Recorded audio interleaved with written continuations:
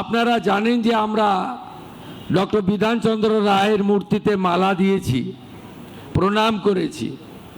Doctor Bidhanchandra রায় তার সম্পর্কে যদি একটু খোঁজ নেন, যেটা আমি মনে করি আমরা যারা বর্তমান জনপ্রতিনিধি, মানুষের আশীর্বাদে আমরা সাংবিধানিক দায়িত্ব পালন করছি, আমাদেরও ডক্টর বিধানচন্দ্র রায়ের কর্মকুশলতা, কাজের পদ্ধতি, একাগ্রতা, দায়বদ্ধতা, অর্জুনের লক্ষ্যভেদের মতো লক্ষ্য স্থির রেখে ব্যক্তি স্বার্থকে উপেক্ষা করে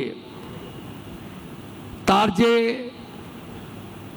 কর্মকুশলতা ছিল সেটা জানা উচিত, এবং কিছুটা গ্রহণ করলেই এই রাজ্যের এবং দেশের মঙ্গল হতে পারে বলে আমি মনে করি। ডক্টর বিধানচন্দ্র রায় তিনি আইএম এর প্রথম বেসরকারি সভাপতি ছিলেন। তিনি যেখানেই গেছেন, কলকাতা কর্পোরেশন হোক, চিকিৎসকদের সংগঠন হোক, অথবা তার যা যা কর্মক্ষেত্রে, তিনি কখনো দুই হননি, এক নম্বর হয়েছেন। তার এই যোগ্যতা ছিল, তার এই অন্তর্নিহিত লুক্কায়িত প্রতিভা ছিল, এবং তিনি তৎকালীন কোনো রাজনৈতিক নেতা বা দলের মদতে আইনসভাতে যেতেননি। তিনি নির্দল হিসেবে জিতে তার রাজনৈতিক যাত্রাপথ শুরু করেছিলেন, এবং ক্রমেই অনেক বাধা সত্ত্বেও তৎকালীন তার দলের তিনি মুখ্যমন্ত্রীর আসন পেয়েছিলেন। এক্ষেত্রে নিশ্চিতভাবে প্রয়াত অতুল্য ঘোষের অবদান অস্বীকার করা যায় না। আমি ডক্টর বিধানচন্দ্র রায় সম্পর্কে জেনেছি, পড়েছি। আমি 2006 সাল থেকে এমএলএ।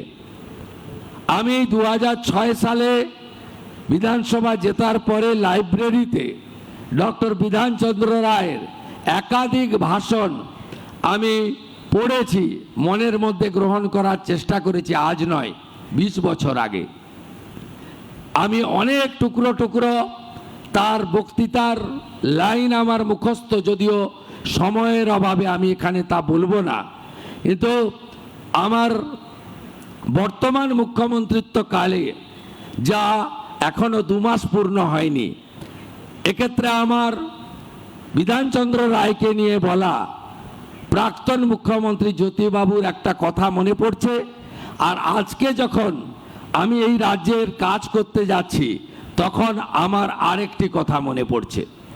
প্রয়াত প্রাক্তন মুখ্যমন্ত্রী জ্যোতিবাবু দায়িত্ব নেওয়ার পরে বলেছিলেন যে যেখানেই আমি শুরু করতে যাচ্ছি সেখানেই দেখছি ডাক্তার বিধানচন্দ্র রায় শুরু করে দিয়ে গেছিলেন। যেখানেই আমি শুরু করতে যাচ্ছি সেখানে ডাক্তার বিধানচন্দ্র রায় শুরু করে দিয়ে গেছিলেন। আর আজকের মুখ্যমন্ত্রী অকপটে বলতে পারে যেখানেই আমি হাত দিচ্ছি সেখানেই ধ্বংসলীলা দেখতে পাচ্ছি। এই দুটো ভিন্ন মতের মধ্য দিয়েই আমাকে এগোতে হবে এবং এই জায়গা থেকে বের করে আনতে হবে। সমগ্র চিকিৎসা ব্যবস্থা, এখানে সংকীর্ণ রাজনৈতিকতা থাকবে না। এখানে ধর্ম সম্প্রদায় ভেদাভেদ, মত পথের পার্থক্য, ওরা আমরা পছন্দ অপছন্দ থাকতে পারে না। কারণ স্বামী বিবেকানন্দ বলে গেছেন, ব্রহ্ম হতে কীট পরমাণু, সর্বভূতে সেই প্রেমময়, মন প্রাণ শরীর অর্পণ করো এসকে, এসবের পায়ে বহু মুখে সম্মুখে তোমার ছাড়ি, কোথা খুঁজিছ ঈশ্বর, জীবে প্রেম করে যেই জন, সেই জন সেবিছে ঈশ্বর। আমরা যারা ভগবানে বিশ্বাস করি, আমরা যারা ঈশ্বরে বিশ্বাস করি, আমরা মনে করি প্রত্যেক মানুষের শরীরের মধ্যে নারায়ণ অবস্থান করছে।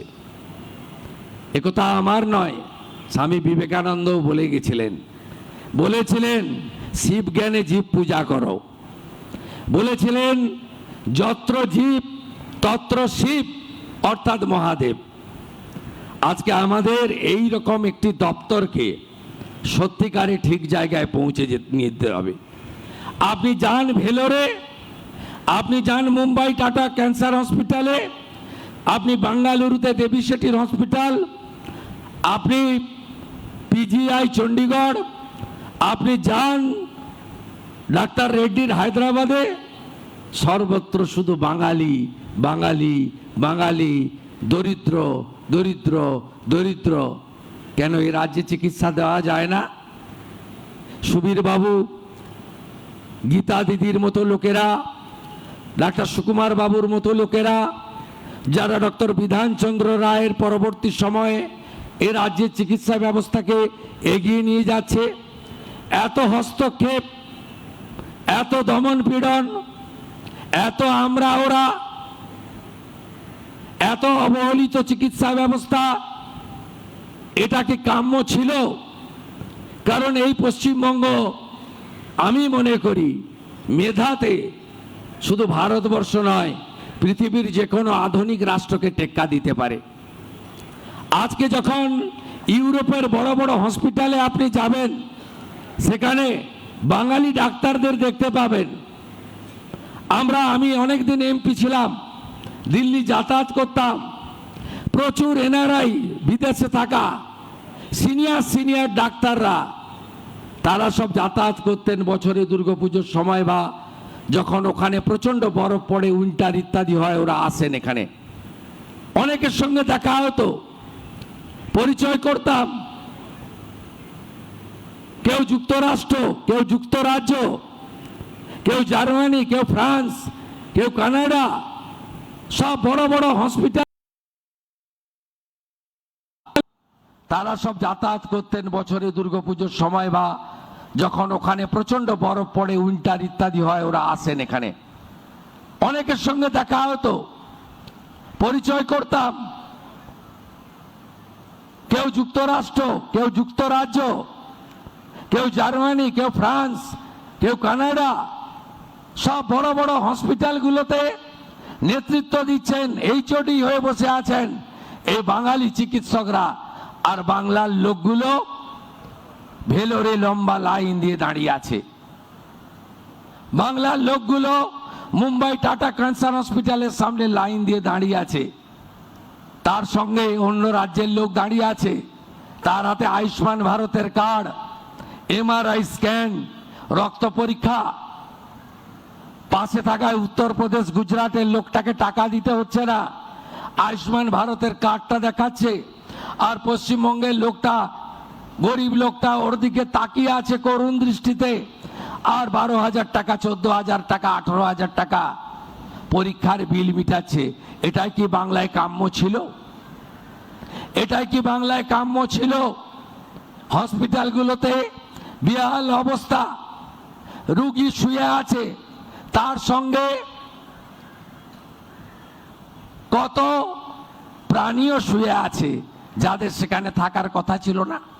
কি অবস্থা করে রেখেছেন হসপিটালগুলো, কি অবস্থা করে রেখেছেন স্বাস্থ্য ভবনে, কি অবস্থা করে রেখেছেন মেডিকেল কলেজে। কেন যোগ্যতমের উদ্বর্তন হবে না? আসুন সবাই মিলে শপথ নিয়ে, প্রথমে যদি বিহাল অবস্থার হাল ফেরাতে হয় চিকিৎসা ক্ষেত্রে করতে হবে। এই 1.5 মাসে আয়ুষ্মান ভারতের মৌ চুক্তি স্বাক্ষরিত হয়েছে। এই 1.5 মাসের মধ্যে আয়ুষ্মান ভারত চালু হয়েছে। এই 1.5 মাসের মধ্যে আজকে এই মহতি দিনে, আজকের এই সুন্দর দিনে, আজকের এই অত্যন্ত গুরুত্বপূর্ণ দিনে আমরা এই কয়েকটি ছোট্ট প্রয়াসের মধ্য দিয়ে স্বামীজির যে মহান মন্ত্র চরৈবতী চরৈবতী, এই মন্ত্রে আমরা এগিয়ে যাই। চিকিৎসকদের জন্য, তাদের নিরাপত্তার জন্য ভারতীয় ন্যায় সংহিতা তৈরি হয়েছে।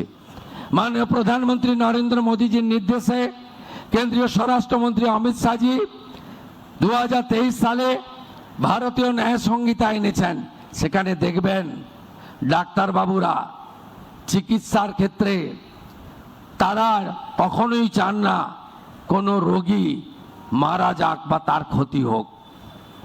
একটা দুটো যে এক্সেপশন নেই তা নয়, আমি সবাইকে ডিফেন্ড করছি না, কিন্তু যে আতঙ্কের পরিবেশ ছিল, যে ভয়ের পরিবেশ ছিল, তার ফলে যে চিকিৎসা আপনারা করতে পারতেন রেফার করে দেওয়ার মানসিকতা তৈরি হয়েছিল। ভারতীয় ন্যায় সংহিতার পরে ডাক্তারবাবুদেরকে সুরক্ষা প্রদান করেছে ভারতীয় ন্যায় সংহিতা, ভারতীয় আইন। ভয় কেটে গেছে, ভরসা এসে গেছে। আপনাদের সকলকে ধন্যবাদ জানিয়ে সহযোগিতা প্রার্থনা করে আমার কথা শেষ করছি। খুব ভালো থাকবেন সবাই।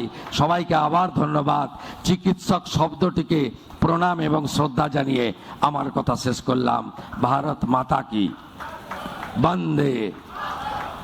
নানা ধরনের কন্টেন্ট দেখার জন্য লাইক করুন, শেয়ার করুন আমাদের ফেসবুক পেজ, সাবস্ক্রাইব করুন আমাদের ইউটিউব চ্যানেল। পাশাপাশি অন্যান্য ব্রেকিং নিউজের জন্য অবশ্যই চোখ রাখুন রিপাবলিক বাংলায়।